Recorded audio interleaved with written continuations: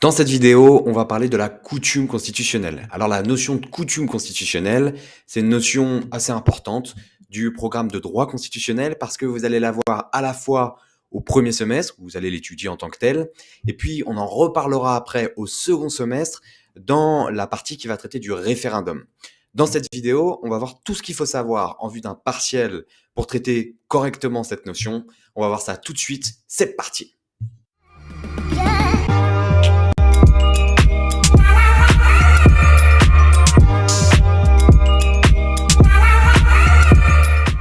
Alors la coutume constitutionnelle, donc comme je vous disais en introduction, c'est une notion que vous allez soit avoir au premier semestre dans la partie relative à la présentation des sources du droit constitutionnel, donc on présente toutes les sources, y compris la coutume constitutionnelle, soit vous le voyez au second semestre généralement quand vous étudiez le référendum avec l'article 11 de la Constitution et l'article 89 de la Constitution, on en parlera juste après dans la vidéo.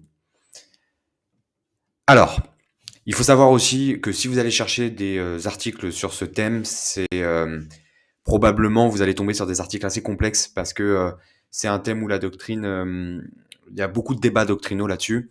Nous, ce qu'on va faire vraiment dans cette vidéo, c'est une présentation synthétique de la notion de coutume constitutionnelle. En fait, on va voir tout ce que vous devez savoir pour réussir à avoir une bonne note le jour du partiel en première année de droit, mais on va se contenter de ça, on va pas rentrer dans le détail.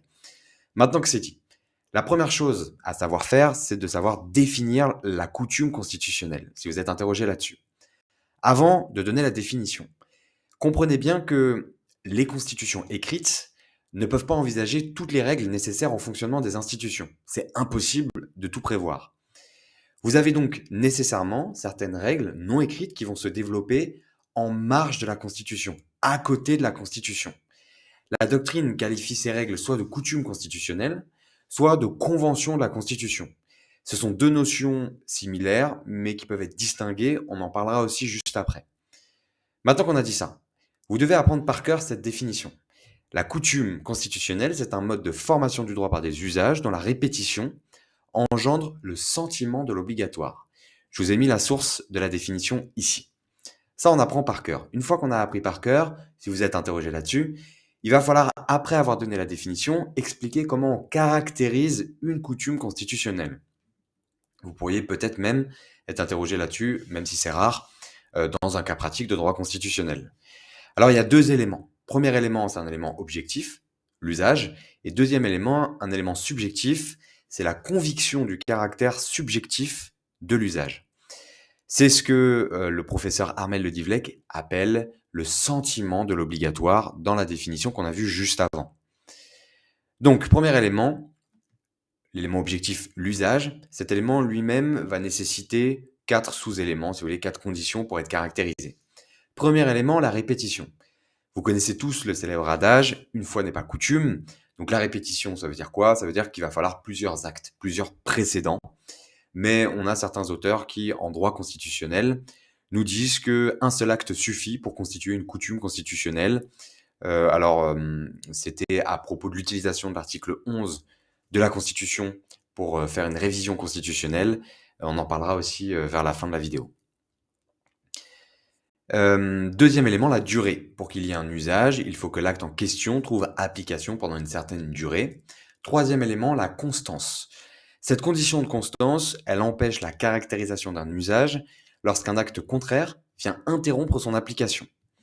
Et enfin, dernier élément, c'est la clarté. L'usage doit être clair, il ne doit pas être confus, il ne doit pas être équivoque, sinon l'élément objectif ne pourra pas être caractérisé. Et s'il n'y a pas d'élément objectif, ça veut dire qu'il n'y a pas de coutume constitutionnelle. Deuxième élément, l'élément subjectif. Donc comme je vous disais juste avant, c'est ce que dans la définition, on a dénommé le sentiment de l'obligatoire. C'est la conviction du caractère juridique de l'usage en question.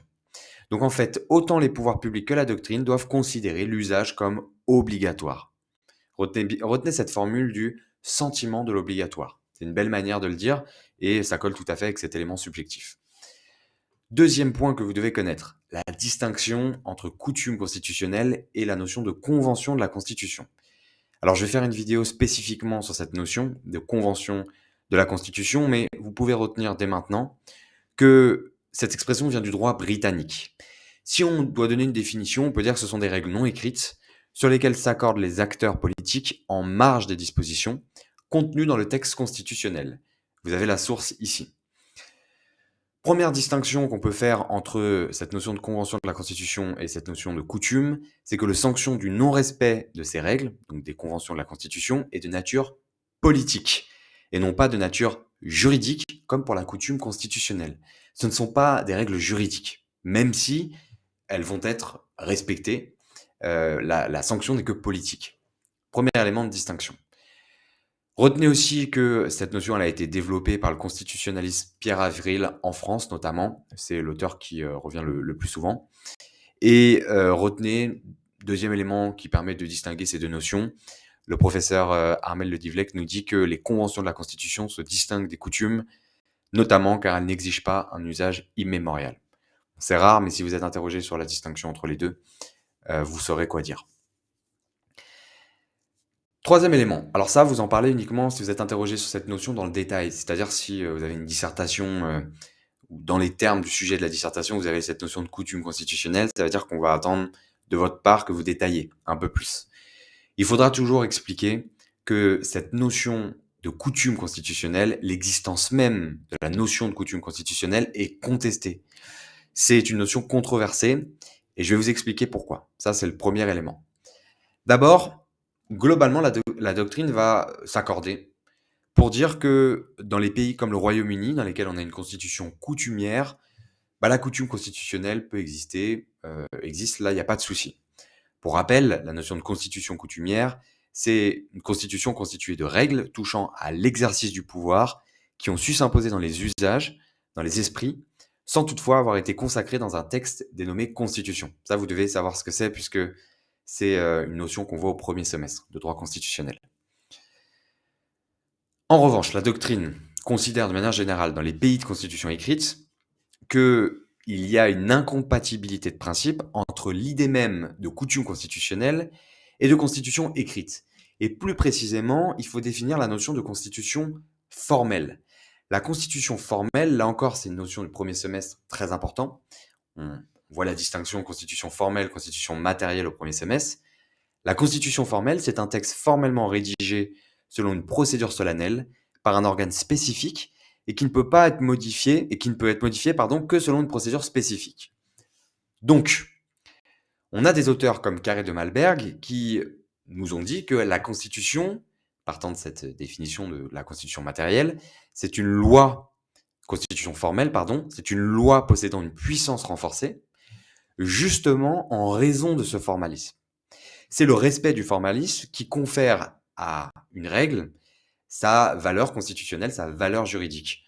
Donc, partant de ce principe, si une règle, pour accéder à la valeur constitutionnelle, doit suivre une certaine procédure, un certain formalisme, la coutume, par définition, ne suit pas ce formalisme. Donc, si la coutume ne suit pas ce formalisme, elle ne peut pas avoir valeur constitutionnelle. Donc, la notion de coutume constitutionnelle est incompatible avec la notion de constitution formelle. Voilà le raisonnement, si vous voulez, des auteurs d'une partie de la doctrine, en tout cas. Globalement, deuxième point qu'il faut savoir sur les débats doctrinaux sur la notion de coutume, j'ai essayé vraiment de vous synthétiser parce que c'est pas si clair que ça dans les textes. Mais deuxième point, c'est de manière générale qu'il y a un manque de clarté sur le concept de coutume constitutionnelle et on peut retenir ça pour synthétiser. Dans les pays à constitution coutumière, une coutume constitutionnelle nouvelle peut modifier une coutume constitutionnelle ancienne. Là, il n'y a pas de problème, globalement, la doctrine dit OK. En revanche, dans les pays à constitution écrite, donc comme c'est le cas pour la France, là on a des débats doctrinaux, mais globalement on peut retenir cette solution. On fait une distinction entre, d'une part, la coutume supplétive, c'est-à-dire qu'elle a une fonction supplétive, elle va venir suppléer une règle constitutionnelle. La coutume interprétative, elle va simplement interpréter une règle constitutionnelle. Là, la doctrine s'accorde pour reconnaître ce type de coutume. En revanche, elle refuse la possibilité de reconnaître qu'une coutume puisse modifier ou contredire un texte constitutionnel. C'est la coutume contra legem. Voilà pour ce que vous devez retenir sur la coutume constitutionnelle. Maintenant, quelques exemples. D'abord, l'utilisation de l'article 11 de la Constitution. Là, vous avez alors je vais pas revenir sur, l'utilisation de l'article 11 de la Constitution pour, pour opérer une révision constitutionnelle. Je vous renvoie à une vidéo que j'ai faite là-dessus sur l'article 11 qui dure 3 minutes, qui est assez simple à comprendre et vous y verrez plus clair. Retenez simplement qu'une partie de la doctrine a pu soutenir que l'utilisation de l'article 11 pour opérer une révision constitutionnelle constituait une coutume constitutionnelle. Cette thèse a été même reprise par le président de la République François Mitterrand. Mais à l'heure actuelle, on a quand même une grande majorité de la doctrine qui nous dit que l'utilisation de l'article 11 pour effectuer une révision constitutionnelle constitue une irrégularité juridique. C'est-à-dire que ce ne serait pas possible. Il faudrait passer par l'article 89 de la Constitution. Sans entrer dans le détail, quand vous passez par l'article 11, c'est ce qu'avait fait le général de Gaulle pour la mise en place de l'élection du président au suffrage universel direct. Dans ce cas-là, on peut ne pas passer par les chambres du Parlement. Alors que quand on passe par l'article 89, il faut passer par les chambres du Parlement. Donc en fait, avec l'article 11, on consulte directement le peuple. Et donc là, la doctrine maintenant considère, dans sa grande majorité, que l'utilisation de l'article 11 pour réviser la Constitution, comme l'a fait De Gaulle, n'est pas une coutume constitutionnelle. Mais vous avez quelques auteurs qui considèrent qu'il s'agit bien d'une coutume constitutionnelle. C'est-à-dire que le fait que le général de Gaulle, lorsqu'il était président de la République, ait utilisé l'article 11 pour réviser la Constitution, il y a certains qui disent ça constitue une coutume constitutionnelle, d'autres qui disent non, c'est pas possible, c'est une irrégularité juridique. Donc là, il y a un débat. Je vous ai mis une source ici si vous voulez en savoir plus sur le sujet. C'est tout pour cette vidéo sur la coutume constitutionnelle. J'espère que vous l'avez appréciée. Si c'est le cas, n'hésitez pas à mettre un pouce bleu en bas de la vidéo et à commenter. Ça fait toujours plaisir. Quant à moi, je vous dis bon courage pour vos révisions